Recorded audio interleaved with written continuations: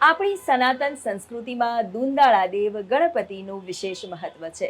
ગણેશ ચતુર્થીના દિવસે ભક્તોએ રંગે ચંગે પંડાલોમાં અને ઘરોમાં બાપાની સ્થાપના કરી. પણ ગણેશ ચતુર્થીના કેટલાય દિવસો પૂર્વે ગણેશ ચતુર્થીના પર્વ માટે રાજ્યભરમાં તૈયારીઓ થવા લાગી. ક્યાંક ઇકો ફ્રેન્ડલી ગણપતિ બનાવવાના વર્કશોપ યોજવામાં આવ્યા, તો ક્યાંક કારીગરોએ લાખોના બાપાના આભૂષણો તૈયાર કર્યા.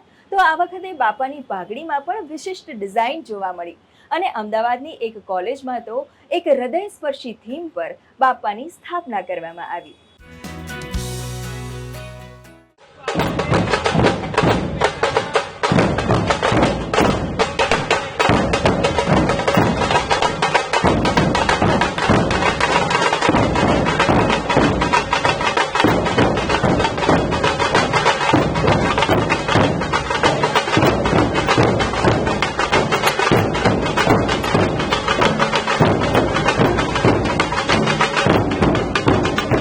ગણેશ ચતુર્થીના પાવન પર્વ પર રાજ્ય સહિત દેશભરમાં અનેક પંડાલોમાં ગણપતિની સ્થાપના કરવામાં આવી હતી.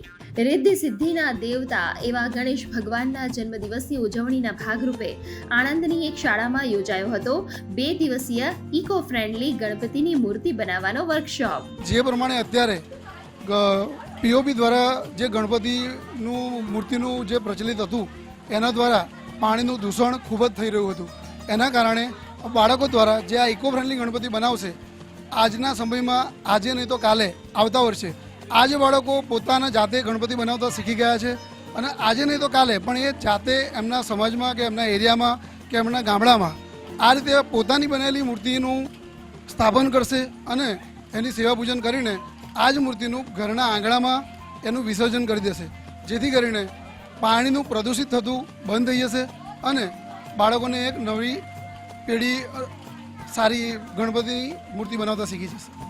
આ વર્ષે પણ 5 ઇંચથી લઈને 7 થી 8 ફૂટની મૂર્તિ માર્કેટમાં જોવા મળી હતી, જેમાં માટી સાથે ગાયના છાણમાંથી બનેલી ઇકો ફ્રેન્ડલી ગણેશ મૂર્તિનું ધૂમ વેચાણ થયું હતું. અમારા ત્યાં વધારે પડતી પાઘડીઓની અવનવી પાઘડીઓની માંગણી છે, જેવી કે બાજીરાવ છે, મરાઠા પાઘડી છે, ટેટાવાળી પાઘડી છે, આમટાવાળી પાઘડી. હમણાં આમટાવાળી અને ફૂલવાળી પાઘડીનો ખૂબ ઘણી ડિમાન્ડ છે. પાઘડી અમે 300 રૂપિયાની સ્ટાર્ટ કરીએ છીએ, જેવી માંગણી તેવી છેલ્લામાં છેલ્લી 1500 રૂપિયાની પાઘડી. અમારા ત્યાં વેસુ, પાલ, નવસારી, બારડોલી, અંકલેશ્વર એ કસ્ટમર ઘણા સારા.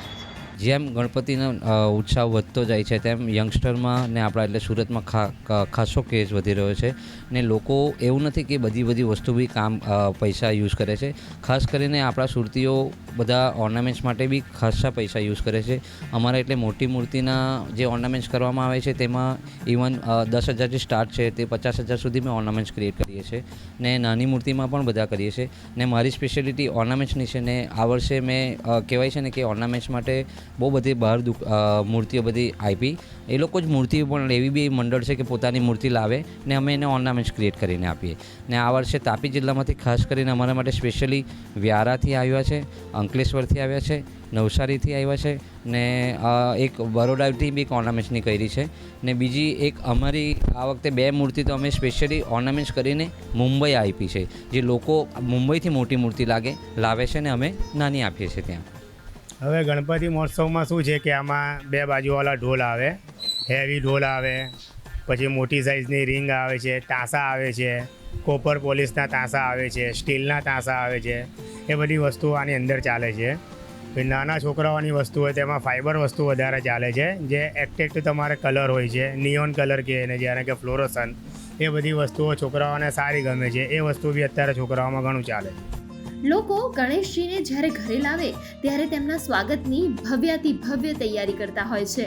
ત્યારે જોઈએ અમદાવાદ સ્થિત NIMCJ કોલેજની ગણેશોત્સવની ઉજવણીમાં શું હતી ખાસ બાબત. આ વખતે અમારા કોલેજમાં થીમ રાખવામાં આવી છે ગુલાબી અને સફેદ. ગુલાબી અને સફેદ કલર ક્યાંક પ્રદર્શિત કરે છે ફેમિનિન કલર ગુલાબી અને શાંતિનું પ્રતીક કહી શકાય સફેદ કલરને.